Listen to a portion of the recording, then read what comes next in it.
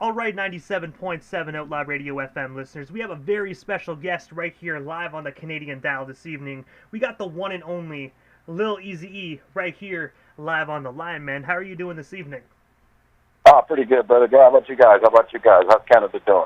Oh man, we are doing best as we possibly could be, man. We're still dealing with this COVID-19 stuff, so hopefully these masks can come off sometime soon, man. How's everything out there in California? I've been seeing you've been getting back to doing concerts, which must be a great feeling after this past I would say 2 years. Oh yeah, yeah. Everything in California is pretty good. It's not as hectic as most places would be, but yeah, it's touring's back on, shows back on, so everything's pretty much on up and up. I know this is probably a cliche question, but since you actually like said shows are opening back up, like do you find the shows are different since the pandemic, or is like the shows still the same as they used to be? I would say they are, more so the same, just more so with different guidelines and individuals attending it. So, for example, I actually went to a show and there was attendant of a show just to show support to Big Boy and everything. So, you just have to, either they want, the vaccination cards or a negative test, what I mean? So just the protocols that you got to go through. And then when they take it very seriously with the entertainers themselves and individuals that they have coming on. Now, say if you're an entertainer that has not, been vaccinated, when you go back to, the VIP entrance, they are still following those guidelines. So it's not a lot of, friends and associates and entourages, that are actually, okay to be around. So, that's just kind of a little weird itself there. But also, I want to take you back to the beginning of your amazing career this far, and just ask, like, what actually made you initially decide to follow in your father's footsteps and actually pursue a music career, man? Because I got to say, you were such a phenomenal MC. Oh, I appreciate that, man. I appreciate it a lot. It came with work, working with DLC and Dr. Dre here and there at certain times in the beginning, and different producers, Grammy-nominated producers when I first started. So they kind of helped craft me and form me into being, the taking accolades of being a good MC myself. But I started back when I was 18, and it was just more so, just at that time, you kind of grasped my father's legacy and felt it wasn't being, respected and kind of put up there where it should be and given its flowers. So what better else to do it than just be his son itself and just go ahead and take it on yourself to do whatever it can to represent my father's legacy. If it's TV, film, merchandise, if it's anything that could keep people a reference of who started, this, gangster rap on the West, hip hop of the West Coast, which is considered gangster rap. And when you were actually in the studio with Dr. Dre at that young age of 18, man, like, well, what was his thoughts when he first heard you on the microphone, man? Because when I first heard you, I was like, oh my God, like, he sounds so much like his father. Like, it's almost identical. Oh man, yeah, likewise. It was more so just him in awe of how much I look like my father. Different mannerisms, actions I do. You feel what I'm saying? Different things that I may say that kind of just got him. So and we performed before at Coachella actually when I first did that with the whole entire group. And again, it just takes him into awe, just kind of being in just like a stare, or more so kind of just taking it in of being my father's son. So that was it right there. Other than that, music-wise, I'm getting there. They're perfectionists. So it's like, at that young age, it was like work. It was like strenuous work. So it's like, oh my goodness, you think that you knock down a verse great the first time. It's like, over and over and over again. But again, like you say, you get mature, you respect it, and it becomes, part of your craft. And also as well, in the late 1990s, you actually did a song called "A Little Easier Said Than Done" that was actually featured on the Internal E record. I was wondering what actually made you decide to actually recreate that phenomenal song, and of course, what was it like just partaking on that phenomenal tribute record? It was amazing, actually. As we're talking, I'm sitting next to the plaque that I have at my house. I got all the way back then. One of the first plaques that I got from Priority when they introduced the record company that reintroduced that album. And what had happened at the time, and they actually involved in it. They reached out to my stepmother, actually involved in it. And like I said, at that time, I was working with DOC, and of course, he was hands-on with a writer with a lot of those earlier records with my father. So I believe he said that he had some work to do, that he did some writing on easier said than done. So it was like, okay, cool. It makes it easier transition to do a little easier said than done. So it was it was amazing. And then I like how, we worked hand in hand and flipped it, he helped me out, teach me how to write it, you know what I'm saying? And just, said, do what you kind of do when you're 18, because I did this a little after I was 18, like my early 20s. And I kind of just flipped the words into no more modernized, style. And I gotta say, man, when I was in high school, that was actually my jam, man. I don't know, it still is today, even though that I'm much older now. But I don't know, it's still one of those songs, man. I just love how you put your own twist on that song, man. And I personally really enjoyed it. Still one of my favorite Lil Eazy songs today. I appreciate that, but it actually was mine too, because it was one of my father's favorite songs. My favorite song my father actually did, Easier Said Than Done, when I was younger. So to do that, and actually get a plaque for it and be presented on the Eternal album, it's like, that was the beginning of a bucket list of, accomplishments that I did. So I appreciate it, bro. And also as well, July 9th of 2014, you actually teamed up with your brother, Baby Eazy-E, E3, and the son of Dr. Dre, Curtis Young, to create DNA, Sons of NWA, Straight Outta Compton. I was wondering, what actually made you guys decide to come together and create this project? Well, actually, it started off for an idea of a project. So actually, that right there was just the DNA, the song that we did, which was Straight Outta Compton.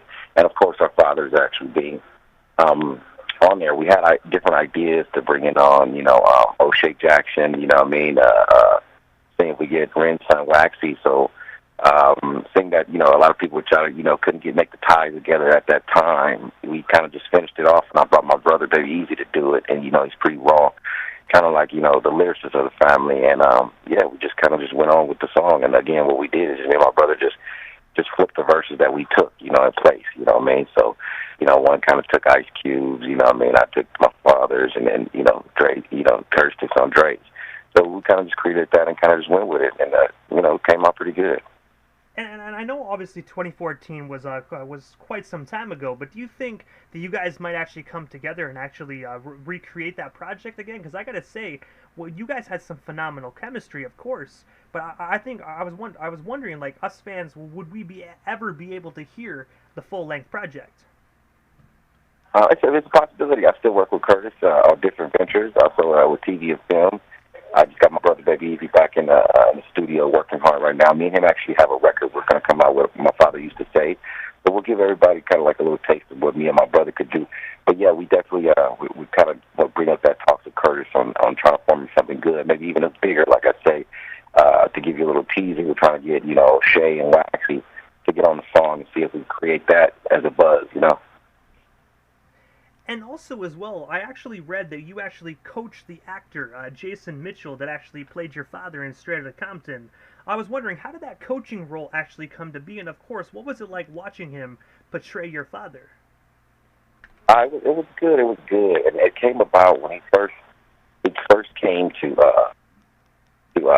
California. His first mission was to come and see me and get with me. So the first place we met up was the convention center where Dub C, which is also one of his coaches, and also one of the coordinators on the Straight Outta Compton movie, and DJ Yella and myself were performing at the LA Convention Center. So he came, watched that, see me perform my father's songs, took him around, told him about LA and everything, and kind of just embraced him. So that's how we kind of formed a connection there. So he personally himself just always took advice from me. He called me over with a young actor that played Dre. They lived at 1010 in Wilshire, so they'll call me over. We'll just chill, hang out.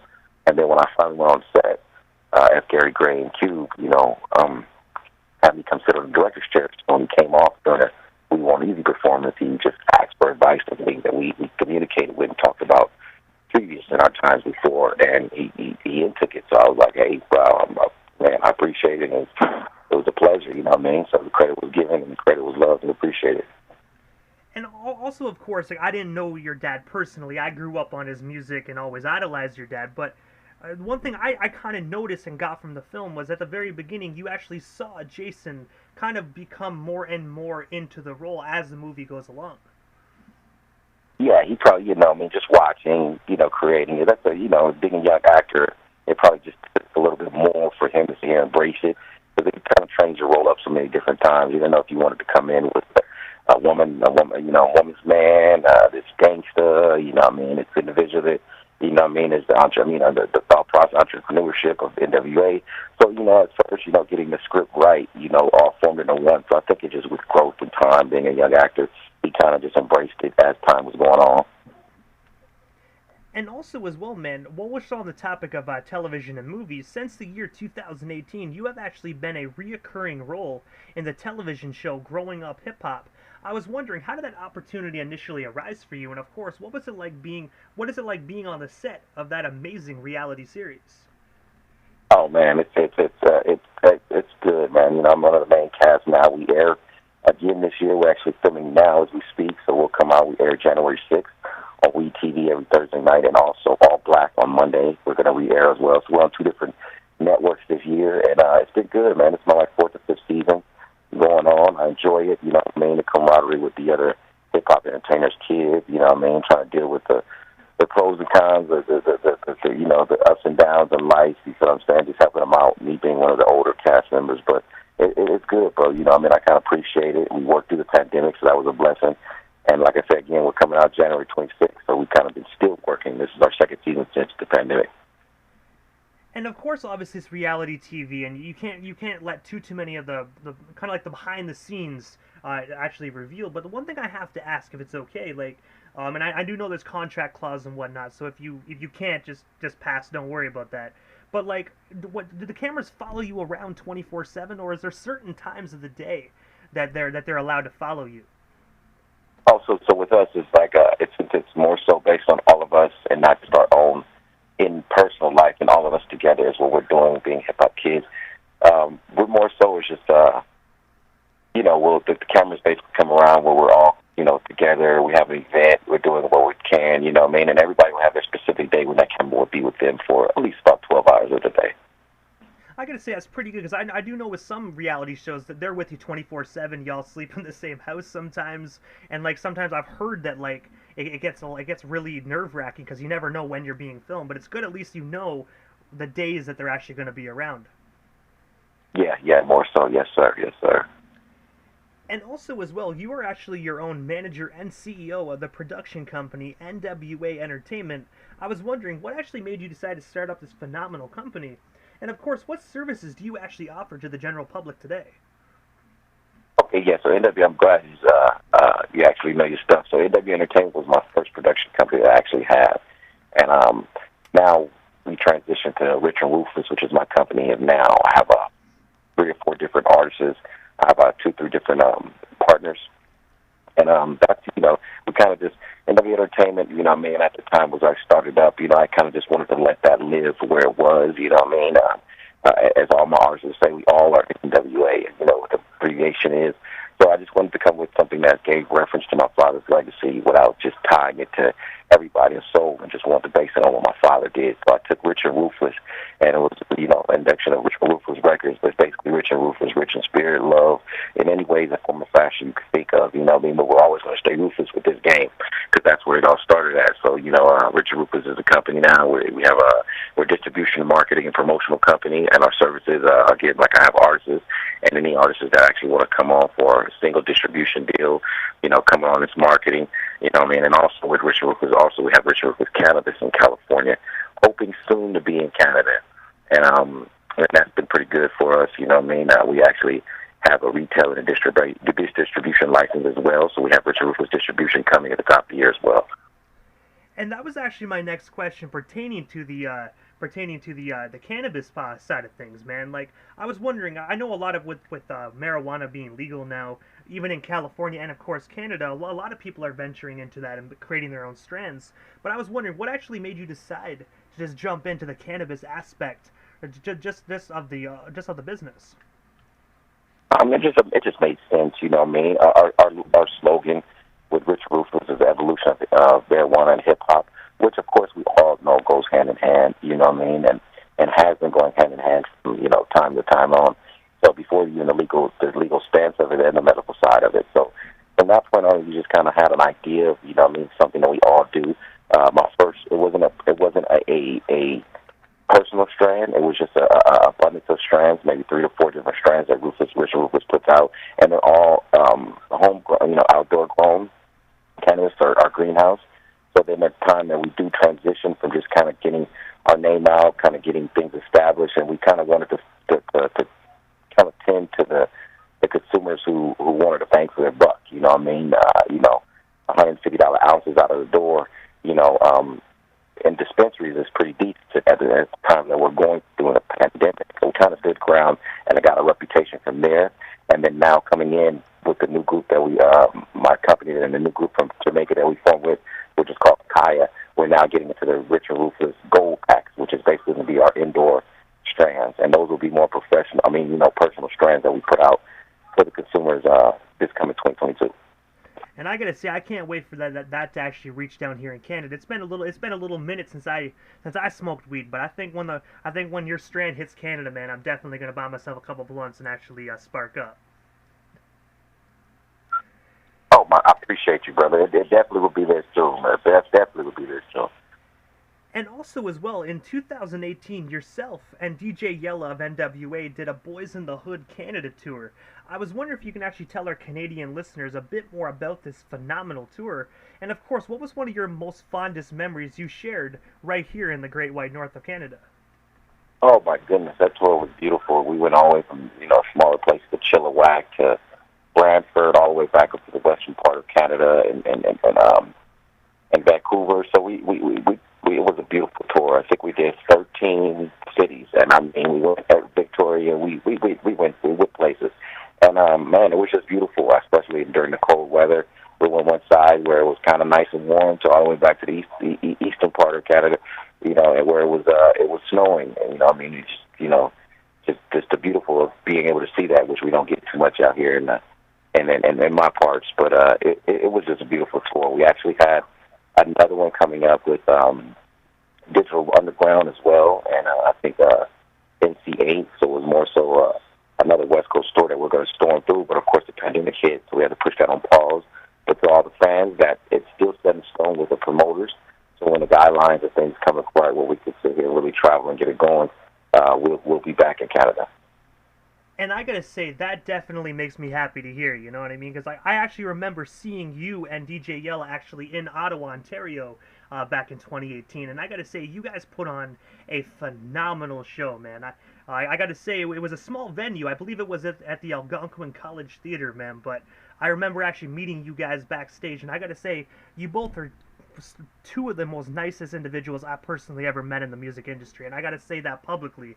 You guys are very humble. Just after all the awards and accolades you guys got, still some of the most humbling individuals I ever had the opportunity to speak with. Oh, I really appreciate it, man. That's really touching. I really definitely appreciate it, brother. That's true love. That's true love. But also as well, just a few years after coming into this year, March 26, 2021. You actually released a single titled It Ain't Over. I was wondering, what is the story and inspiration behind this phenomenal song? And of course, where can our listeners actually stream or purchase it today if they haven't already had the opportunity to do so? Oh, most definitely. It Ain't Over is a single that basically I put out just to let them know for my real diehard fans that actually followed me. And, I've been doing TV, film, touring a lot, but It Ain't Over was just a title just to let them know, a first little teaser, buzzer. I just kind of did one verse and gave a visual to it, and basically the title speaks for itself that it ain't over. I'm going to continuously sit here and push to sit here and give out some music for the ones who actually stayed down for me and actually weren't anticipated it. So I have a EP that's titled Yellow Brick Road to Compton. So that was one of the first ones that I pushed of it, and everybody could go to little Eazy-E.com, stream it, catch the video, It's just all up there. And I appreciate the support, and we'll be I'll have another single and the visual dropping the top of next month. And I just really keep it going. So It Ain't Over is basically just telling you, hey, we're going to keep it going with this music and this legacy on this music side, not just, the things that everybody's been seeing me do. So therefore, they're just the ones that I kind of stayed down from in the music and just want to reach back and let them know it ain't over, And also as well, when you actually brought up Yellow Brick Road to Compton a few moments ago, I also noticed on your Instagram that around, I believe, April criteria, you actually announced that a documentary is coming soon. And I know it's an unfinished project, so you can't let too many cats out of the bag, but If you don't mind me asking, what can our listeners expect from this documentary when it does drop to the general public? Because from that little snippet you put up, I gotta say it definitely looks like a phenomenal, phenomenal watch. Oh, most definitely, most definitely. And it's basically just, it's going to take you on a cruise, and it's just, my life of how going up to Compton. And then basically in the documentary, interviewer style form, I'm going to give that to you and just give everybody a little sneak peek. It's actually a script that's being written now. But then from the script, it's going to turn into a book. From the book, it's going to, we're going to push for the big screen. But it's just my life story simultaneously with the similarities of my father's story that we feel as a family was not told itself. It's just his story, you know what I mean? Things that, we went through growing up with him and without him, you know what I mean? Things and insights to conspiracy theories individuals may have, deep things that have never been told, and basically all in one in that documentary. That's what we're going to sit here and give you a snippet of. That is also being written up as a script and turned into a book. So again, littleezy.com. You can find all that information and when that's come to do. And just to let you know, and the fans, and I appreciate you so much, I'm just going to drop that on you. Be looking for Yellow Brick Road to Compton coming this April. And I gotta say, I'm definitely excited for that, and I appreciate you for actually giving us the exclusive, man. It's definitely an honor just to be able to know that we actually are the first to know down here in Canada. Almost definitely. But also, I have to ask, man, what is next for yourself, Lil Eazy? Because I know you just dropped the jewel, but is there anything else we happen to miss during this interview? Anything else you would still like to talk about or promote? Well, we still got you here live on the FM dial right here in Prescott, Ontario. Oh, man, he's just anything is again, not only from littleezy.com. You can also look at richardruthless.com. I have artists from myself, my brother, Baby Eazy. I have a Hispanic rapper doing Spanglish rap from Compton, California, Kiki Smooth. I have another Compton, California rapper and native named Compton Musa, and then the first lady of Richard Ruthless, which is LaToya Lane from the Bay Area, San Francisco. That's coming harder than most, man. So between my whole group, we actually also going to sit here and put the Richard Ruthless compilation out, and that's going to come out, this February. And man, just it continues with the grind. January 6th, Growing Up Hip Hop comes on All Black We TV, so that's two different stations airing twice a week. And again, my documentary, Brick Road to Compton is coming. Just having, just more and more things coming. Richard Ruthless, you can also get the merchandise on there. And again, we're coming with the Richard Ruthless Gold Cuts, the Platinum Pack, and which is going to be our indoor line. And I gotta say, it definitely sounds like 2022 is the year of Lil Eazy-E, man. I gotta say, I'm definitely looking forward to everything that's coming from you, man. From a fan's point of view, I can tell you for a fact we're definitely excited. Oh, I appreciate it, brother. Yeah. It's a lot to come, man. So I appreciate doing this and getting it out there, and just appreciate your support and Canada's support. Like I said, Canada will soon see. Of course, again, go to littleezy.com to get the exclusive of when we'll be back in Canada, because that tour is still intact, so it's still going to go on. And I gotta say, I'm definitely gonna be there front and center, just like last time watching you guys perform. And I gotta say, NWA, Lil Eazy-E, DJ Yella, Digital Underground, and Compton's Most Wanted. I gotta say, I don't think Canada can handle that much hip hop in one night. But I already know you guys are gonna tear the roof off the venue. Real talk, brother. Yes, and that's what we intend to do, brother. I appreciate it. But I gotta say, Lil Eazy, before we part ways, man, I know you dropped that website a couple times there, but if you can, drop them social media handles quickly. That way our listeners can hit you up on all social media handles as well, and they can pull their phones out right now and hit that follow button if they haven't already done so. Oh, yeah, it's at Little Eazy-E, at Little Eazy _E for Instagram. It's Eric Wright for Facebook. It's E. Wright Jr. for Twitter. littleezy.com is the website, which you can find all of that. And as far as, and also is richardruthless.com and Richard Ruthless Distribution, Richard Ruthless Records on Instagram as well, So that right there, you can stay tuned for all the artists and everything I got going. It's real simple. Again, just go to littleezy.com. And I gotta say, Eazy, thank you so much, man, for just taking the time out of your busy evening and sliding into the 97.7 FM airwaves. I gotta say, first and foremost, man, I've been a fan of not only your father, but you for many years as well, man. So thank you so much for years of monumental music that we all had the opportunity to enjoy for so many years, man. And I'm definitely looking forward to hearing more in the future. Thank you so much, Lil Eazy.